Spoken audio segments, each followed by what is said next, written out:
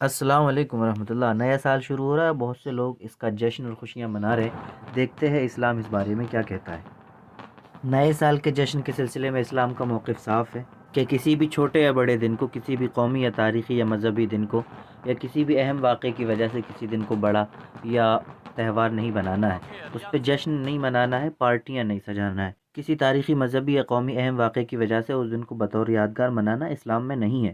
حضرت امیر المومنین عمر بن خطاب رضی اللہ عنہ نے یہودیوں سے کہا کہ اگر کسی دن کو بطور یادگار منانے کا کوئی جواز یا اس میں کوئی عمدگی ہوتی تو ہم اس دن کو بطور یادگار مناتے جس میں اللہ تعالیٰ نے مسلمانوں پر سب سے بڑا انعام تکمیل دین اور اتمام نعمت کا فرمایا، اور قرآن میں اس کا ذکر الیوم اکملت لکم دینکم واتممت علیکم نعمتی ورضیت لکم الاسلام دینا کی آیت کریمہ میں فرمایا گیا۔ یعنی اگر کوئی دن سب سے بڑا ہو سکتا تھا تو وہ دن تھا جس دن نبی پاک صلی اللہ علیہ وسلم پہ اللہ تعالیٰ نے دین اسلام کو مکمل کیا تھا۔ دین اسلام کی نعمت کا مکمل ہونا، اور جس دن یہ ہوا وہ دن سب سے بڑا ہو سکتا تھا، لیکن اس دن کو بطور جشن، بطور تہوار منانے کی اجازت نہیں دی گئی۔ تو کوئی اور دن، چاہے وہ سال کے اختتام کا ہو یا سال کے شروع کا ہو یا اور بھی کسی طرح کا دن ہو، اس کی کوئی خاصیت نہیں ہو سکتی۔ اسلام میں تمام دن ایک جیسے ہیں، تمام دنوں میں ذمہ داری ہے، تمام دنوں میں خوشی ہے۔ کوئی دن نحوست والا نہیں ہے، کوئی دن زیادہ خوشی والا نہیں ہے۔